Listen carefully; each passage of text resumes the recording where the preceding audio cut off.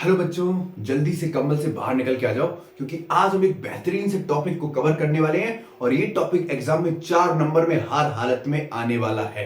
ठीक है, इस कॉन्सेप्ट को अगर आपने एक बार समझ लिया और कॉन्सेप्ट बहुत ही ज्यादा सरल है, आप आसानी से 4 नंबर कंफर्म कर लोगे अपने बोर्ड एग्जाम के लिए। ठीक है, टॉपिक के नाम है क्लोर एल्कली प्रोसेस और इस टॉपिक से ठीक है जितने भी क्वेश्चन बनेंगे, चाहे वो 1 मार्क्स के हो, चाहे वो 2 मार्क्स के हो, चाहे वो केमिकल रिएक्शन हो, चाहे वो केमिकल रिएक्शन को बैलेंस करना हो, आपको हर चीज चुटकियों में आ जाएगी। ठीक है, तो कंबल से बाहर आ जाओ और कॉपी पेन निकाल के बैठो क्योंकि आज हम जिस टॉपिक को कवर करने वाले हैं वो टॉपिक बहुत ही ज्यादा इंपॉर्टेंट है एग्जाम के लिए। ठीक है, तो सबसे पहले बात करते हैं क्लोर एल्कली प्रोसेस होता क्या है बच्चों।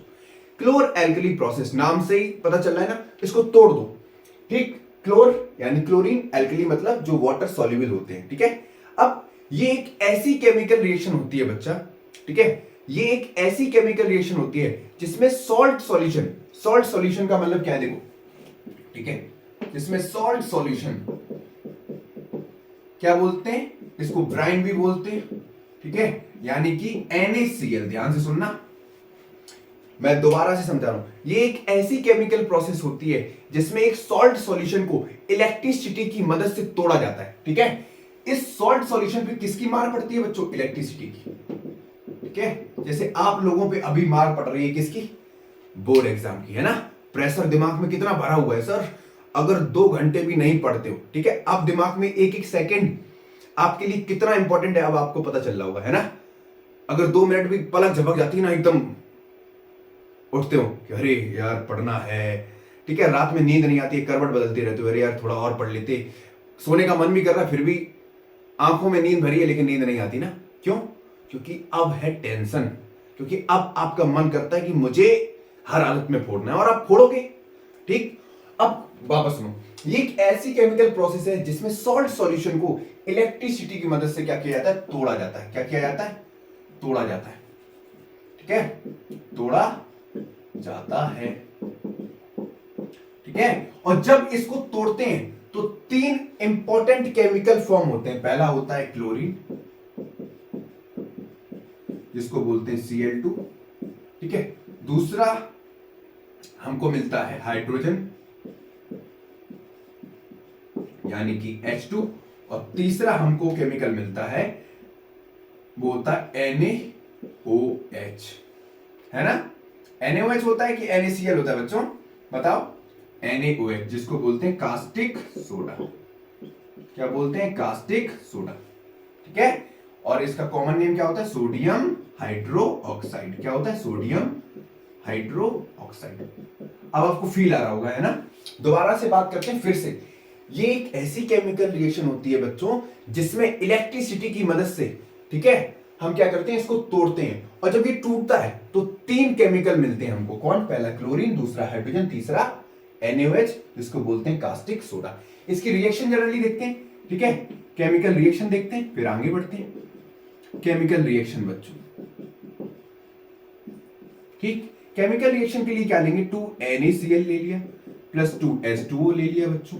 ठीक है, करा दो धमाकेदार रिएक्शन बच्चों। ये इसमें से एक OH उठ के आ जाएगा यहां पे। ठीक, तो ये बनाएगा 2NaOH, साथ में क्या निकलेगा बाहर?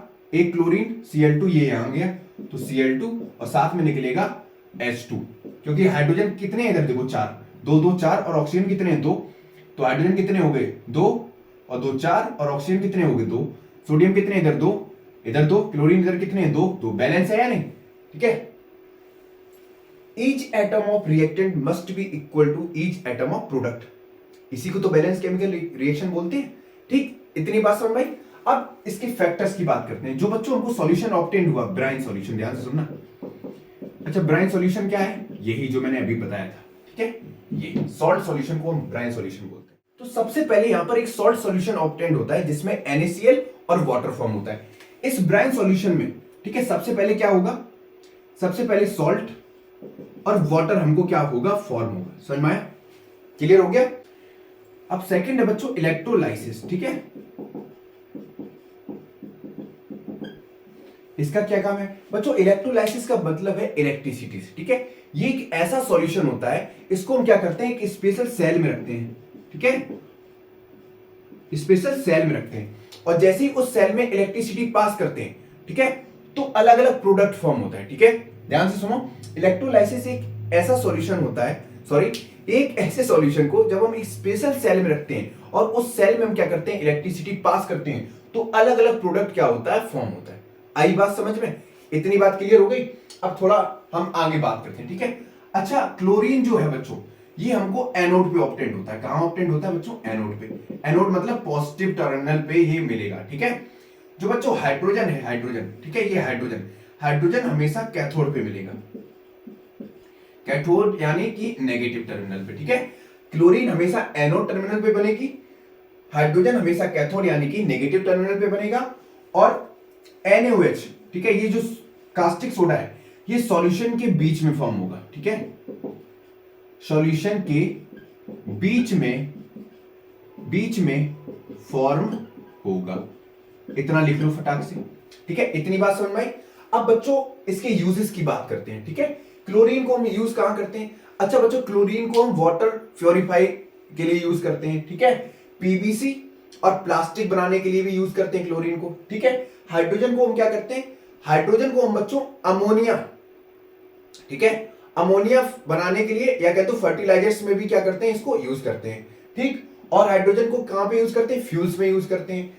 ठीक है, कास्टिक सोडा को आपको पता है पेपर इंडस्ट्री में यूज करते हैं इसको। ठीक है, और कहां यूज करते हैं? ब्लीचिंग एक्शन, क्लीनिंग एजेंट के लिए भी हम क्या करते हैं, इसको कास्टिक सोडा को यूज करते हैं। समझ में आया? क्लियर हो गया? तो बच्चों ये पूरी प्रोसेस थी क्लोर एल्कली प्रोसेस। आपको अच्छे से समझ में आ गया होगा क्लोर एल्कली प्रोसेस होती क्या है। ठीक है, इसका रोल क्या होता है, इसमें कौन कौन से प्रोडक्ट बनते हैं, प्रोडक्ट का काम क्या होता है, इनके यूजेस क्या होते हैं, और सभी चीज केमिकल रिएक्शन के साथ आपको ये चीज क्लियर हो गई होगी। ठीक है, अच्छा बच्चों, लास्ट में एक लाइन बोलना चाहूंगा। जो महंगे सपने देखते हैं ना, उनकी मेहनत करना मजबूरी नहीं, शौक बन जाता है। जितना महंगे सपने देख सकते हो उतने देखो, और फिर जी जान लगा दो उन सपनों को पूरा करने के लिए। ठीक है, अच्छे से पढ़ते रहो और लाइफ में हमेशा अपने आप पर इतना यकीन रखो कि कोई भी चीज हो फोड़ देंगे, देख लेंगे आगे।